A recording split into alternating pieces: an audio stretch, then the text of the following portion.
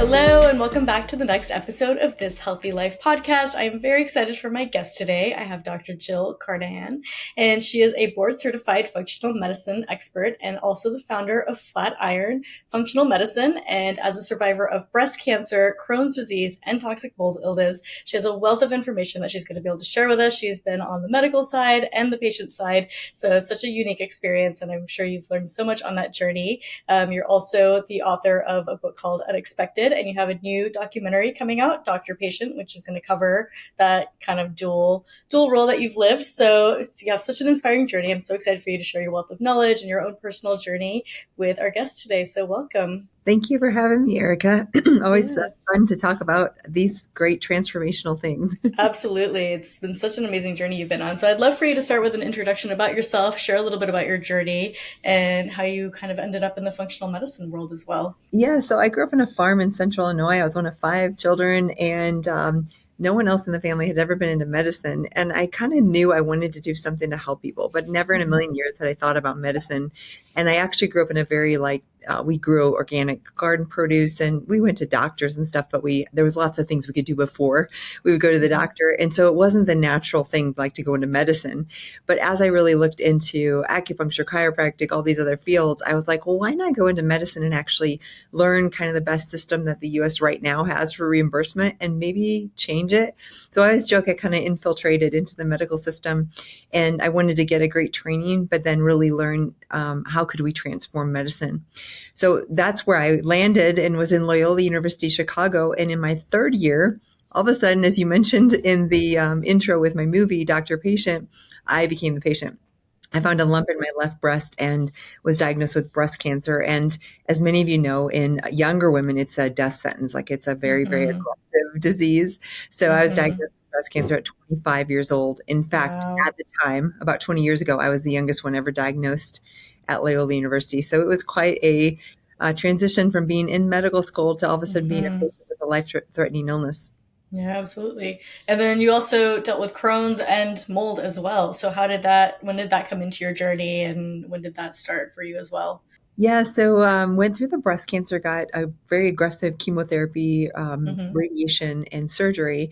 And about 9 months later, I was taking a medical leave for all the treatment, was considered to be cured and in remission. And I lost all my hair. I was kind of a wreck physically, but I got through it. And went right back into medical school. And then I was still having symptoms. I just attributed them to the chemotherapy and all the aggressive treatment that I had, and was losing weight, diarrhea, belly pain, all kinds of symptoms. And I kind of ignored it for quite a while. And one day I was taking a patient's blood pressure on my emergency rotation, and I literally passed out. So I'm the one in the ER and was taken for emergency surgery, and ended up being told the next day by the surgeon that I had Crohn's disease. So that was an autoimmune disease. And I framed it with the treatment because I had a predisposition towards autoimmune with Crohn's. There's a gene that makes an gene that makes it more risky.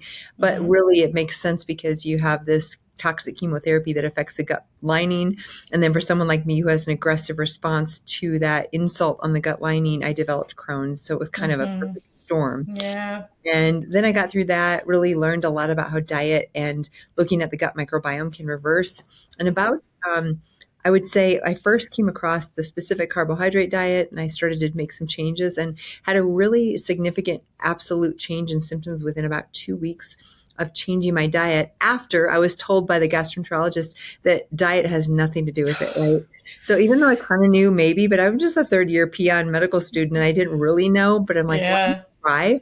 So I tried. I knew that this was massively important. And then I went on to really look at the microbiome and understand the microbiome's influence on the immune system.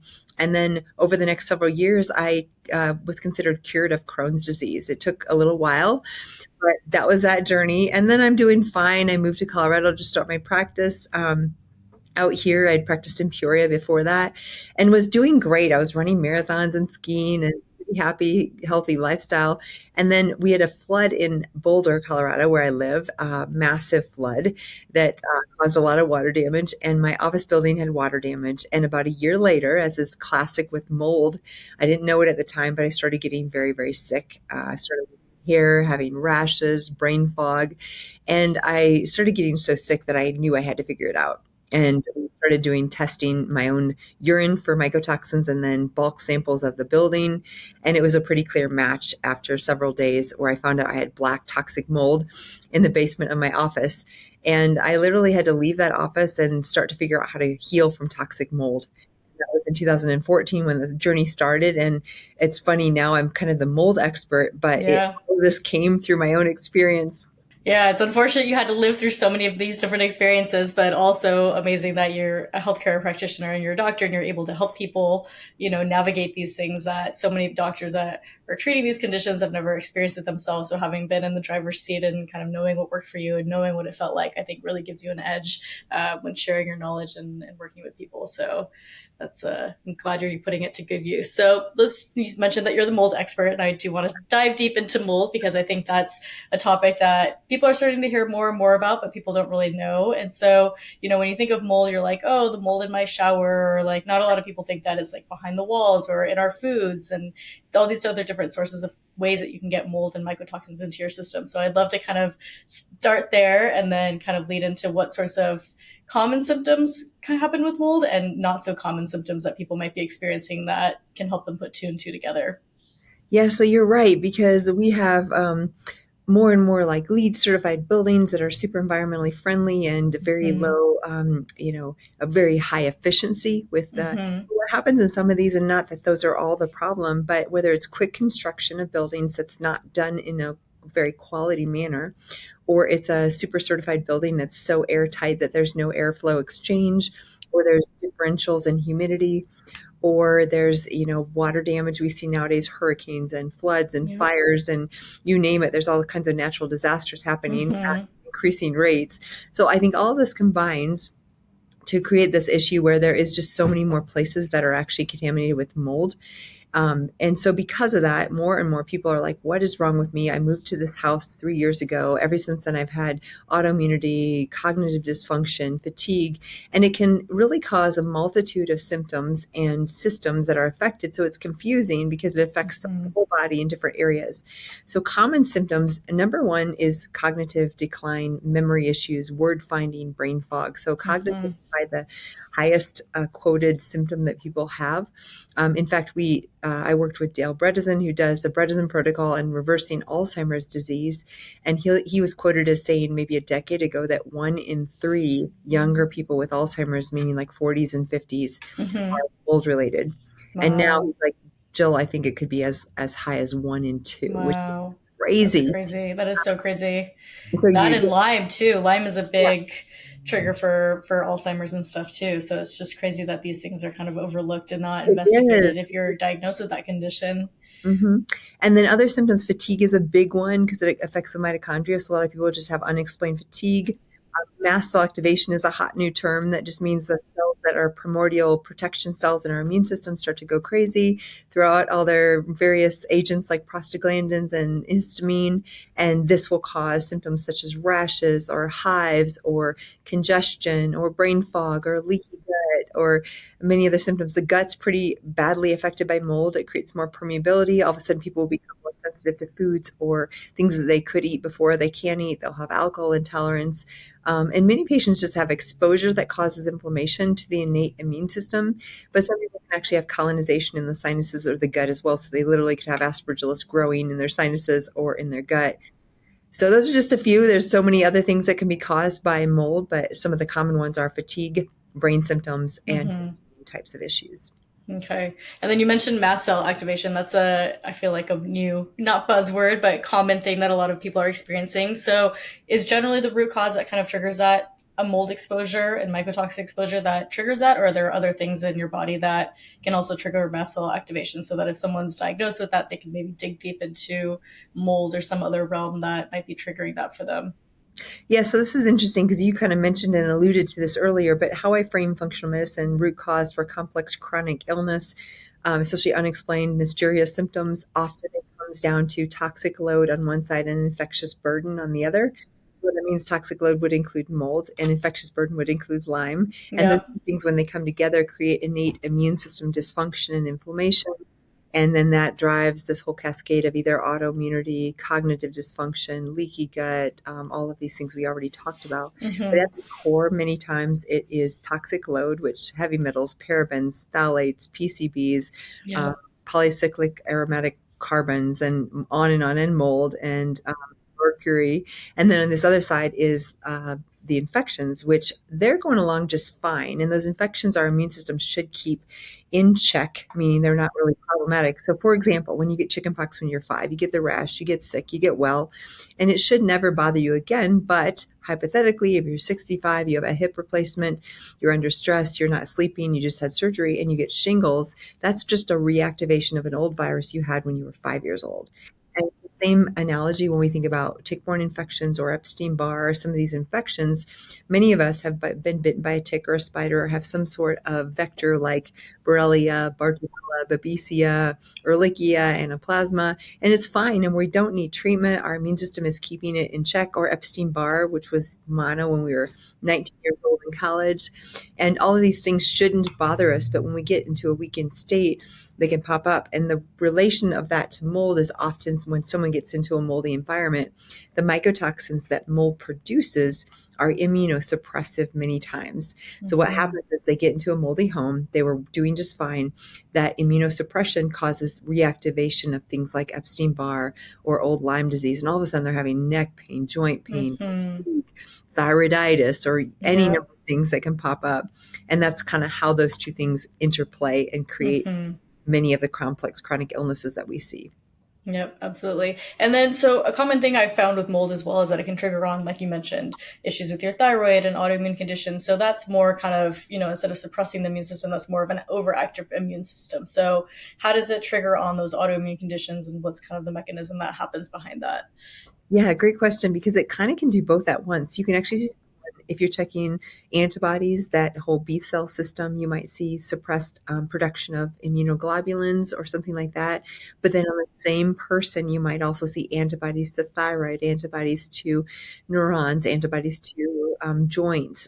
So what happens is mold creates a lot of inflammation, of course, and the immune system is trying to eradicate this mold and get it out of the system.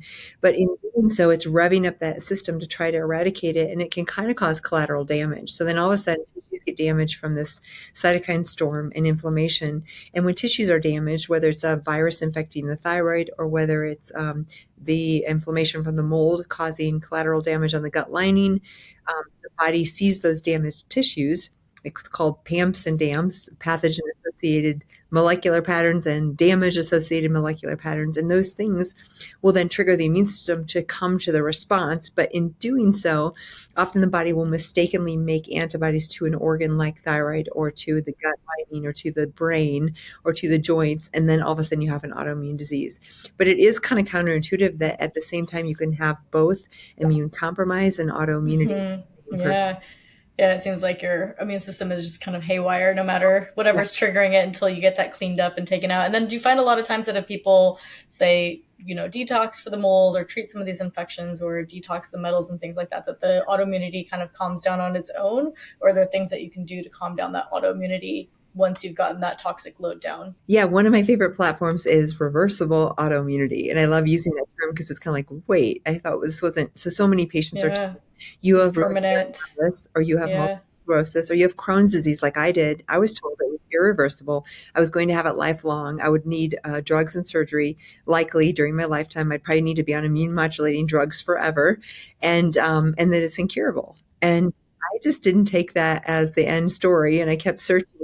And turns out I was able to reverse my Crohn's. And I've done that with many patients, so I'm not the only one. And it's not 100% of the time, but it's so often that you realize there is a truth here, because when you're walking on a trajectory towards autoimmunity or you've actually gotten a diagnosis, the truth is whatever caused that trajectory, if you can go to root cause and find the initial triggers and the things that predisposed you to that, yes, you can't change genetics, but you can change gut permeability and you can change infections and toxic load.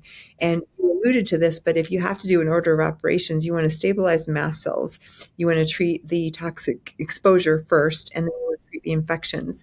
Because sometimes as you treat the mast cell activation and the toxic exposure, the immune system comes back online and you don't actually need to be aggressive in treating the infections, which is kind of cool. Let the body kind of do its thing that it's supposed to be doing, right? Before it got burdened by all these toxins. Yeah.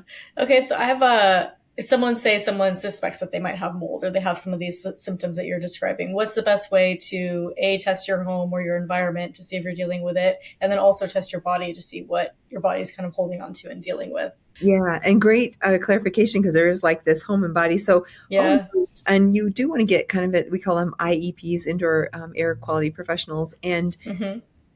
so you ultimately, to find a source, you probably need a human being to help you. But so often Mm-hmm. I have patients who like either don't have someone in their area or want to start or just want to find out, could there maybe be an issue? So that Mm-hmm. I always recommend to start with a dust test. It's called qPCR. So it's a polymerase chain reaction or PCR test, which is just DNA in the dust of your home to see if there's mold in that dust. And then this is kind of a historical kind of snapshot, especially if you clean pretty regularly. It's not gonna be like 20 years ago. It's probably like, okay, what's recent kind of stuff that might be in the dust of our home? So that's a really good way to snapshot. And I look at those all day long. I've seen hundreds of them, if not thousands. And I can usually look at that and see things like if there's chitomium in high levels or stachybotrys, those are nasty black toxic molds. They shouldn't be in the dust of your home. And then say we find that in the dust sample. So this is someone out there who's listening could go online and order themselves a kit. They're also called ERMI, ERMI. So that's another way. ERMI, though, is not really validated. So when you use that terminology, I won't go into the history of it. It's not very well validated, but the test is still called an ERMI. But the Okay. type of what they use is called qPCR. So it's either way, you qPCR. say it, Okay. and you can order that. You can do it yourself. But Mm-hmm. that's just like a snapshot into the history. And then if you see some toxic mold on that test, then you need to say, where is this coming from? Is it behind a wall? Is it in the attic? Is it under the floorboards? Is it in a improperly flashed shower? Or, whatever kind of thing. So then you have to find the source. And you might just be able to ask, often in clinical practice, I'll say, have you ever had a leak from your bathtub or shower? Did your dishwasher ever leak? Is the line of your fridge in your kitchen? That's one little pearl I'll give to your listeners is if you have a ice maker in the fridge, it's pretty risky. A lot of times that goes bad or leaks or whatever. I disconnected my line because I'm like, I make ice by hand and I don't mind it. It's worth it for someone like me who's sensitive to Yeah. mold. Absolutely. um, or your Yeah. washer or dryer, or a lot of I have times nowadays. little water sensors all over my Yeah, house, so anything that can possibly leak has an alarm next to it, so that I can be on it instantly if something yes, happens. exactly. And me too. Now that I've had those kinds of things happen, so Yeah. that's Yep. usually the thing. If you let water that leaks out of your sink or wherever onto your floor stand for more than 48 hours, it's almost guaranteed there's going to be some microbial growth that could turn into mold. So you Wow. really have 48 hours to get it To completely try fine. everything. So Wow. it is important. Time is of essence. And so if someone does have a leak in your home, say, you get a lot of rain one year and you have a leak in your roof and you have this 48-hour window to kind of dry things up, like Yeah. what should people do? Is there like a protocol to prevent mold from growing in your home if you do have a situation which is, like you mentioned, inevitable with all these natural disasters and changing weather that we're having? Yeah, so you really need to call someone right away and usually they're 24/7 like service. So they'll come and they'll put big fans and they'll try to dry it out. So say you had flooring that got soaked or particle board or drywall that got soaked. You need to cut that out eventually, but you need to dry everything quickly. So the first Mm-hmm. step is just dry it out as quick as possible. And then if there is drywall or a porous material that got soaked with water, you need to cut it out because it'll be a nidus for mold. So say there's like 2 inches of drywall and they know the standards, but usually it's like a foot or so above wherever the water line was. And you literally take that out and then reconstruct that. And that's kind of the bottom line. If you do it quickly, it cannot actually be a big deal because we all have the things. But if there was something that you were on vacation, you didn't know it, or there's this chronic dripping under the sink, or um, a line from the fridge that got stuck in the wall and is dripping into your wall. Or I've heard a lot of times where someone like installs cabinets in a new home and they're drilling the cabinets and they actually puncture a water line. They don't know Oof. it, but then for 10 years that water line drips behind the kitchen Stripping. cabinets into the wall Awful. and cavity. Yeah. And then you're like, oh my gosh, the wall is full of mold. So most Ugh. of the time it's not visible. It can be, but I would Yeah. say 8 out of 10 times you don't see the mold. You don't even necessarily smell it, although I'm like a mold dog, so I could probably come in and tell you. Well, I feel like I'm a yeah, canary too. I'm yeah, like, I can smell it and I get like super puffy and inflamed whenever I get exposed to mold, yes, like just yeah. crazy amounts of like water retention and just like puffiness Mhm. that comes from it. I'm like, oh, better take my Well, binders and exactly. glutathione and all the tips, all the tricks. Yeah, me. So if someone wants to test their body as well, because as Yeah, I mentioned, yes, that's left the totally house, different, right? go to the dust sample, get an inspector. Those are kind of ways Yep. to do it. And you can do air samples, but I will say air samples are, again, every test has validity, so there's no like bad test. But if you only do air samples, you're going to miss some of the black toxic mold. So I like to do both or whatever and get an inspector. Body, okay. So I mentioned urinary mycotoxins, and I want to caveat this because you can get these, you can start by checking, but depending on the lab you use, the sensitivity and specificity, some of these are so sensitive that if you ate peanuts for, the week prior, you might have aflatoxin in your urine and it's not from a mold in your environment. But most of Gotcha. the time, especially the black molds, those should not be in your food supply. So once again, if you see those in the urine, there probably is a real issue. But I like to look at number one, history, asking about questions. When did you get sick? When did you last feel well? Is there a timeline that makes sense of a new house, a new environment, something different? Because often with environmental exposures, you can make a really good history and realize that, oh, when I moved to my new house in 2018, ever since then, I've not been the same. And that's a classical story. Visual contrast testing can be done online or in the office of a clinician who has the equipment. And that is another great way that's free to test and see if your visual acuity has changed. So those are easy things. Urinary mycotoxins I mentioned, but just because you have a positive test does not mean you've had a mold exposure. So you have to know what you're doing. And then I do a lot of labs that are inflammatory markers of the immune system, like MMP9, TGF beta, ADH osmolality, VEGF, ADH, some of those things like that. And those will tell you if there's been a mold exposure, if everything is abnormal. Mm-hmm. And then, so what are some kind of new treatments that you can do for dealing with mold? So, I've dealt with mold for a long time and I always use things like glutathione and binders and different supplements that you can do. Is there any kind of new treatments out there that are helping people detox mold more quickly or a little bit more easily? Or what's kind of like the latest and greatest ways to detox mold? So great question, because we can take all these oral things, but if our lymphatic system, if our sweating, if our bowels, if our liver, if our kidneys, if our urine isn't actually eliminating properly, I always divide this into mobilization and excretion. Mobilization is taking the glutathione, taking the binders, kind of moving it out of the tissues. You might do Epsom salt baths, you might do infrared sauna, you might do dry brushing, you might do even like cold plunge, anything that moves lymph will move toxins out of the tissues into the bloodstream where the liver and the kidney can filter it. But you can mobilize all day long. And if you mobilize too quickly and you're not excreting, so you're not having good bowel movements or urinating out the mycotoxins or sweating out the mycotoxins, you can get stuck and actually feel way worse. So you have to kind of go, Mm, and in the rate at which you mobilize, you have to be able to excrete.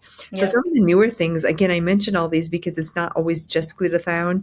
I love red light therapy. I love PEMF. I love infrared sauna. I love dry brushing, anything to stimulate lymphatics. And the big popular stuff is these fascial blasters now. Same thing. It does the same thing. So fascial blasters or lymphatic drainage of any sort. Coffee enemas can be really powerful, even though MDs don't like to talk about that. They Yeah. actually enhance, and it's not about having a bowel movement. It's actually just stimulating your liver gallbladder to dump bile, Hmm. which is going to be your vehicle for getting toxins out of the body. And then anything you do to move bile, so bitters or um, anything in that realm is going to help move things like taurine and choline are real critical for bile production and flow. So you want to make sure bile is flowing. You want to make sure lymphatics are draining. You want to make sure you are producing glutathione.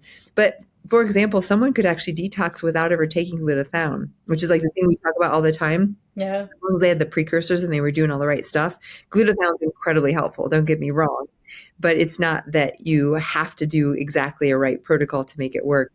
And at the core supplement wise, you're taking glutathione or making more glutathione. You're taking precursors like NAC, alpha lipoic acid, milk thistle to support the liver, bitters, like I said, taurine, choline for the gallbladder.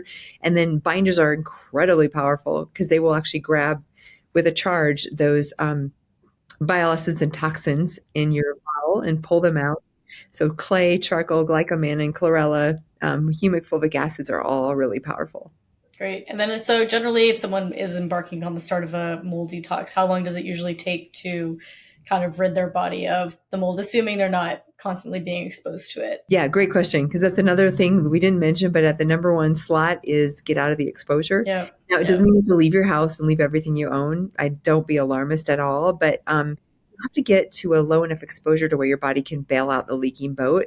So it's pretty important if you have a massively moldy home to leave temporarily, to remediate, to whatever you need to do, because if you're in that home, it's going to be kind of hard to detox. Yeah.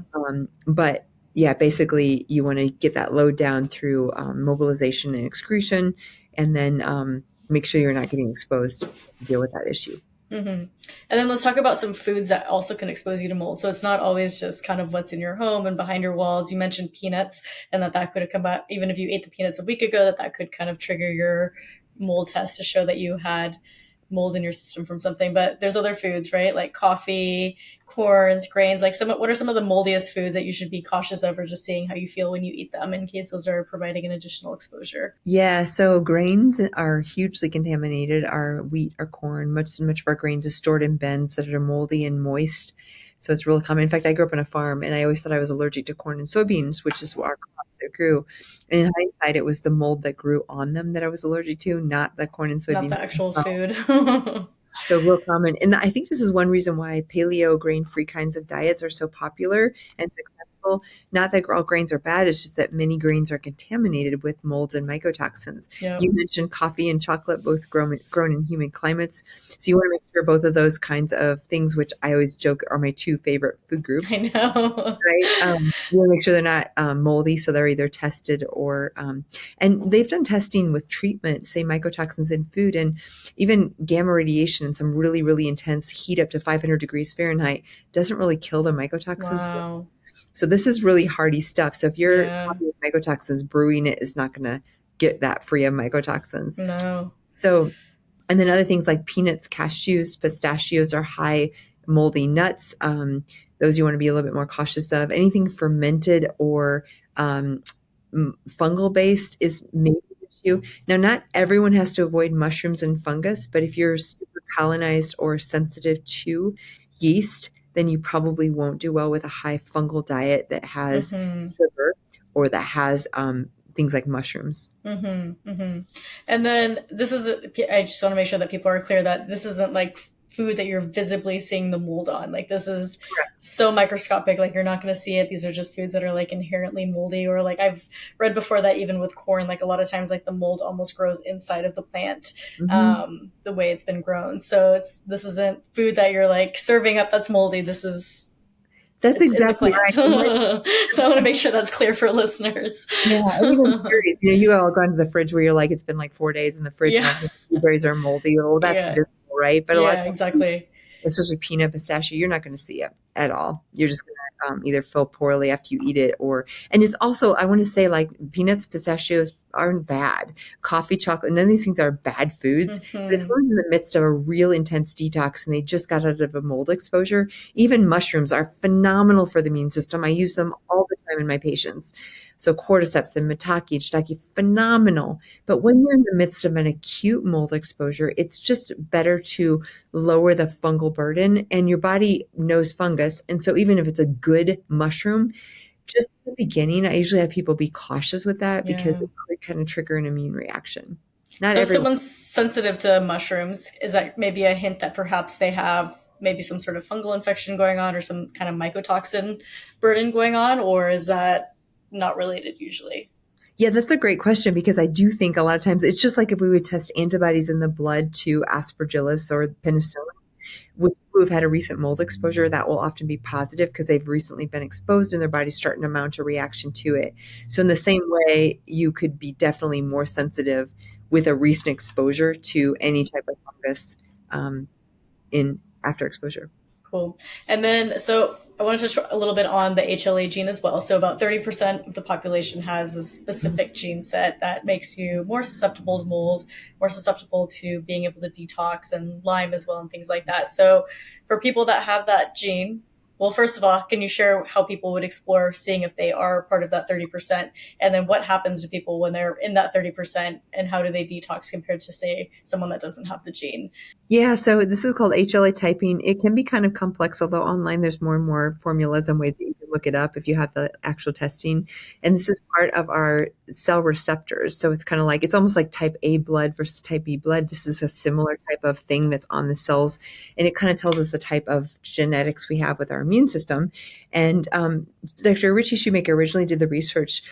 In hindsight, it's not as validated as we originally thought. So my take on this is I don't always test, because what used to be the case was you had this small percentage of people that had the dreaded genotype. That was the terminology, which is horrible if you think about That's what I PTSD. have. I was like, great, am I ever going to get better? I love that we're talking about this, because the truth is, with ICI, the group that's nonprofit for mold professionals like myself, we all agree that even if you have the dreaded genotype like you and I do, you can get well. And yes, there are a few little caveats. Like there are some patterns I tend to see clinically, like some genetic haplotypes tend to be more prone to depression, some more prone to fatigue, more prone to low MSH, some more prone to just poor detox. And that's, again, probably you and I both. But it doesn't mean that we can't get well. And so I've gone a little bit away from that terminology. And again, I sometimes test, but I don't always test, because I don't want that patient to be stuck in a mindset to feel like they're in the dreaded category and they're not going to get well. Because I find out clinically you can really get any of these people well. Yeah. Absolutely. Yeah. I mean, even though I had it, I feel like I'm in remission from Good. Lyme and I've healed and recovered. So it's like, don't let that stop you. It just means you Right. might have to do a few extra steps and like a few Absolutely. You and me little both. bit more maintenance, just to make sure that you're staying healthy. But yeah, I agree. Like you shouldn't put that as like a roadblock that, oh, I'm never going to get better, because you absolutely still can. So I want to shift gears a little bit. So I want to hear about your book and also your documentary coming out. So you wrote your awesome book, Unexpected. So I'd love for you to share a little bit about what readers can find in that book and what your book was about. Thank you. Yeah, it's right behind me here. Unexpected: Finding Resilience Through Functional Medicine, Science, and Faith. It is going to surprise you, because many of the books out now are like a how-to guide. But what I wanted to do with this book is actually tell my stories. It's a memoir. It is my personal journey like you've never seen it before.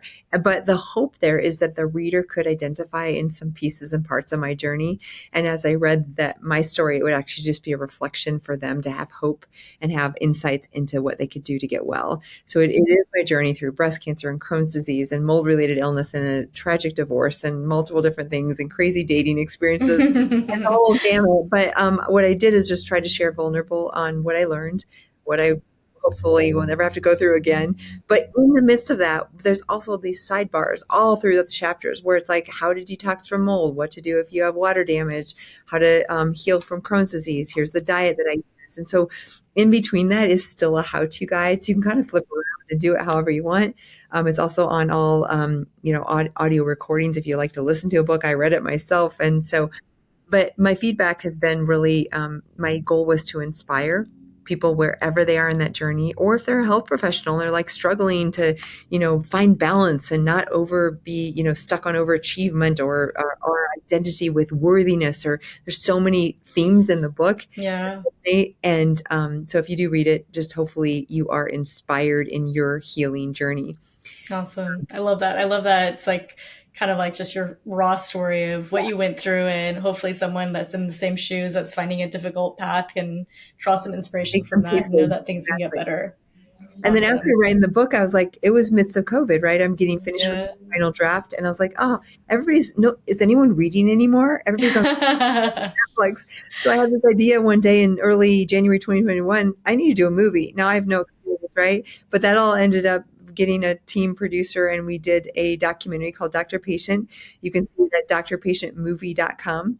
It's streaming online, and it's just a really dramatic portrayal of, again, part of my journey, but part of my patient's journey, and how we can all really overcome when we look at the root cause. So it's kind of powerful in giving patients the power and the belief that they can heal from almost anything. Yeah, I love that. And yeah, it's like you got to really trust your body and your path, and trust that you can heal. Like our bodies do want to heal. We just need to give them a little bit of a Yes. path and the tools to get there. So anyone that's dealing with chronic illness, it does get better. So awesome. Dr. Jill, thank you so much. This has been so amazing. I hope that this helps other people on their journey, and definitely hope that people can check out your book and your movie. I'm going to go ahead and link to it in the show notes. And if people want to find you on social media and your website, what's the best way to find you? Yeah, thank you. So Dr. Jill Carnahan on Instagram and social media.